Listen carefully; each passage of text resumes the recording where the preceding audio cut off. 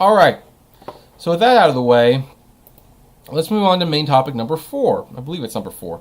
This one's probably going to be a brief one, but I think I've made it clear that I love, I'll just grab it right here, my Nook.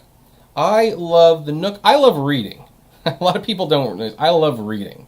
Well, maybe you could figure that based on how the channel runs. But, I love reading, and when it comes to reading digitally, the Nook is my, device of choice. I do have a Kindle, and I do have an iPad, I do have a Surface. I have all those things. I have a Kobo. The Nook, the smoothest, especially their tablets, I love their tablets, and I think it's a shame that it's not more frequent. And there have been stories for a while that the Nook might be discontinued. And in fact, Barnes & Noble even recently removed the tablet Nooks from the website. So some of that really nice giant Nook tablet where you could read comics off of, and it was better than reading on paper in some respects. Can't buy that anymore unless a store happens to have it.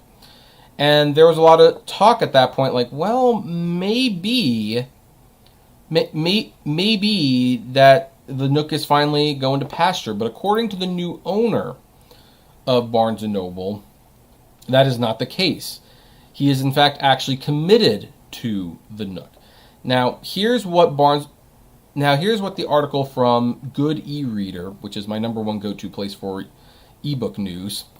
It says, Barnes & Noble CEO James Daunt is currently using the pandemic in the U.S. and most of his bookstore closures to do remodeling and change the way the stores are designed, which is true. I actually went into a Barnes & Noble fairly recently, and I noticed that they had completely redone their media section, which now, aside from the Criterion collection and some vinyls, has been stripped of the vast majority of the DVDs and Blu-rays and music CDs, and now has books and Funko toys. For the past few decades, all of the book buying was done out of New York, and the head office mandated the way stores were designed.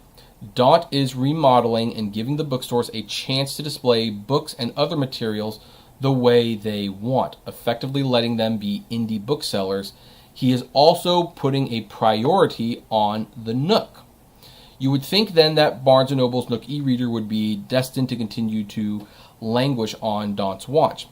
Waterstones, under Daunt's direction, gave up its ebook business in 2016, tying up with Rakuten's Kobo platform instead.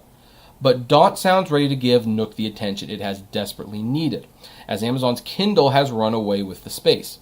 And he says, I absolutely love Nook, and I think my predecessors had fallen out of love with it. It's under-promoted to our customers. It became the sort of wayward child that had become embarrassing. But if you want to read digitally, the app is fantastic.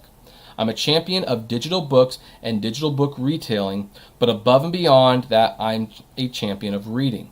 There are many reasons why people want to read digitally, but Nook needs to be much better supported from within Barnes & Noble's ecosystem. So that is an encouraging sign to read. That means there will probably also be future Nook models. And here's the thing. The app really is, I think, the reason why he didn't give up on it. Because the Nook app can be downloaded on, frankly, the Kindles and everything. So what he's probably going to do is he will probably focus on making the app the best experience it possibly can be in terms of reading, buying, and even letting people borrow books from each other. And then the Nook devices will just be one more thing. And they're just... because I think he sees the value. One of the problems with Barnes & Noble right now is if you want a physical book and you want it that day, you're probably going to go to Barnes & Noble.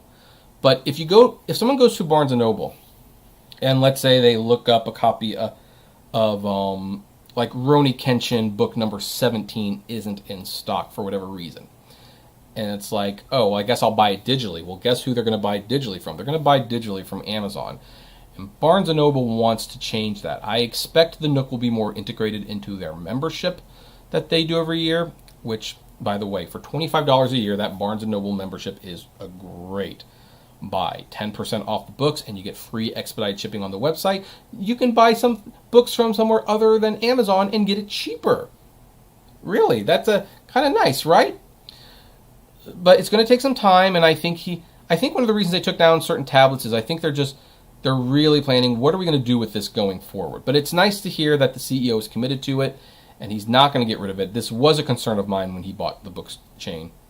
But hey, looks like it's going to work out. But anyway, I would like to know what you think about this. Are any of you ebook readers? And if so, what device is your reading device of choice? Most of you probably read Kindle. That's fine. I can concede that one I probably won't win. But anyway, I'd like to know. Comment below. Like, favorite, share, subscribe. And as always, blame responsibly.